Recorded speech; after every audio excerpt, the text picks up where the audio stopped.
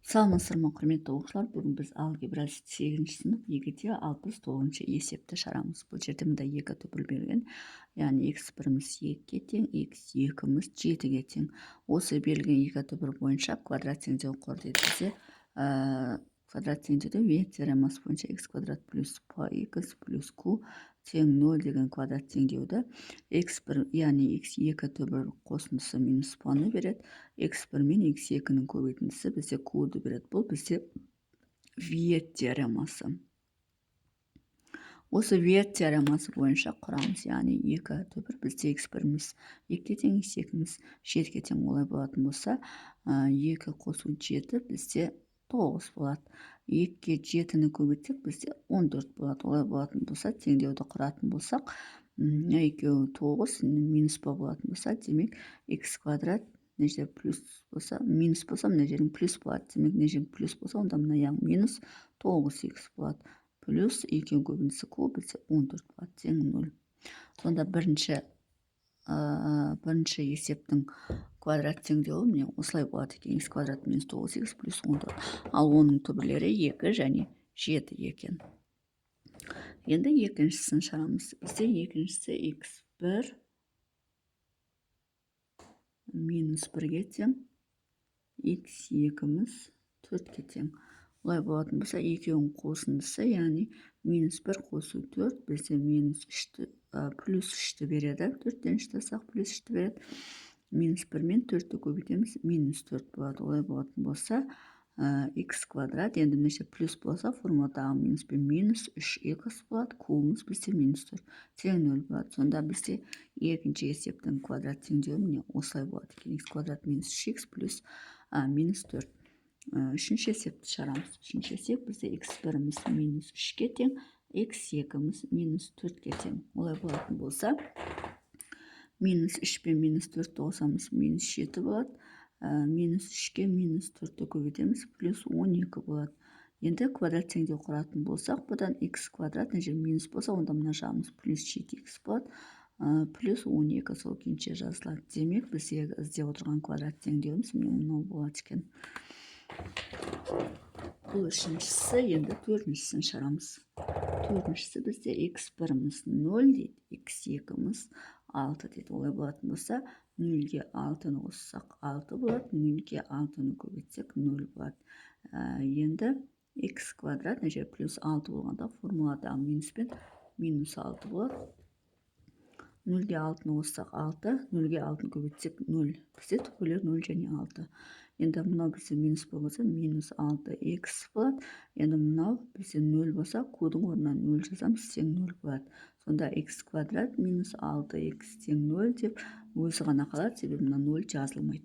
Сонда бізде іздеп отырған теңдеуіміз x квадрат минус 6x тең 0. Бұл бізде төртіншісі, енді бесіншісін шығарамыз.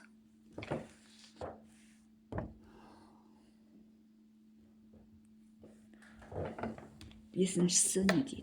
Минус 5 және плюс 5.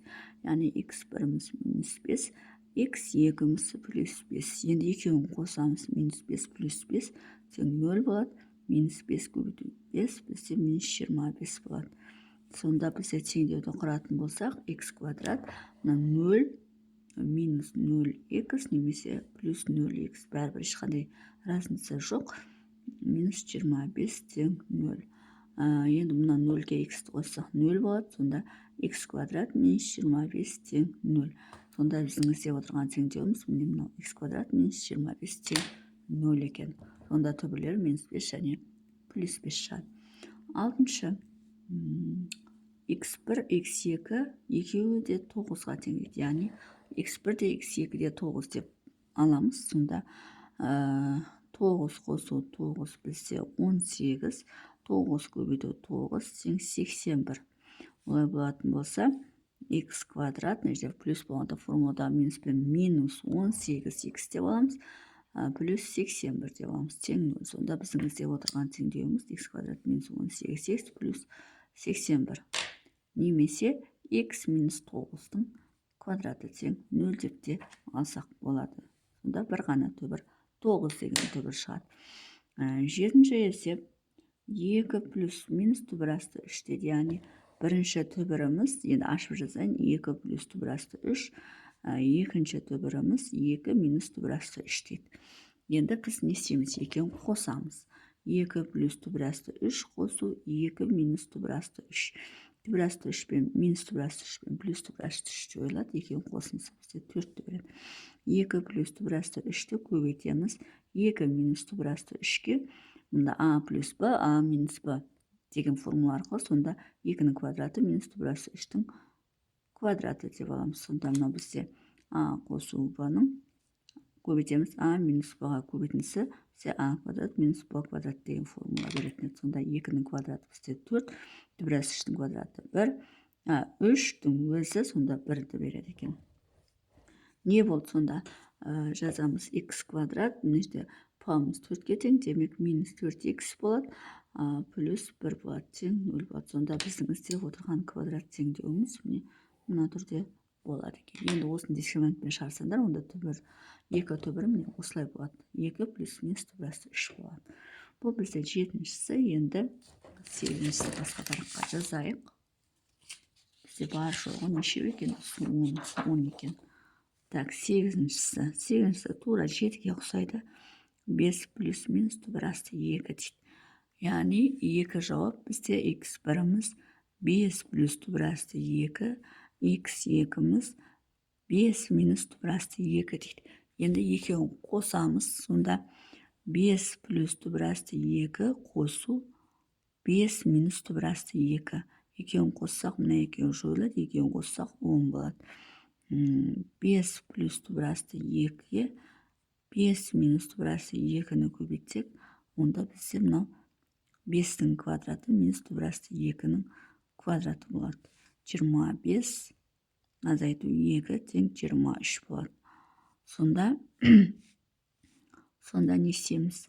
Енді квадрат теңдеуді құру үшін мынау бізде п болып тұр, мынау бізде q болып тұр. Олай болатын болса, x квадрат, мына жерде плюс болғандықтан минус 10x деп аламыз.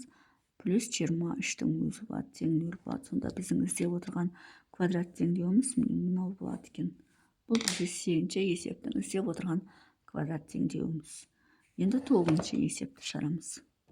9-ші есеп бізде x1-іміз плюс түбір асты 5, x2-міз минус түбір асты 5 дейді. Енді екеуін қоссақ, түбір асты 5 минус түбір асты 5 0 болады. Енді екеуін көбейтсек, түбір асты 5 пен минус түбір асты 5-ті 10 кесе минус 5 шығады. Демек бізде x квадрат плюс 0x минус 5 тең 0 деп алсақ болады. Сонда 0 мен x-ті көбейтсек 0 болып кетеді да, x квадрат минус 5 тең 0 деген квадрат теңдеуді аламыз.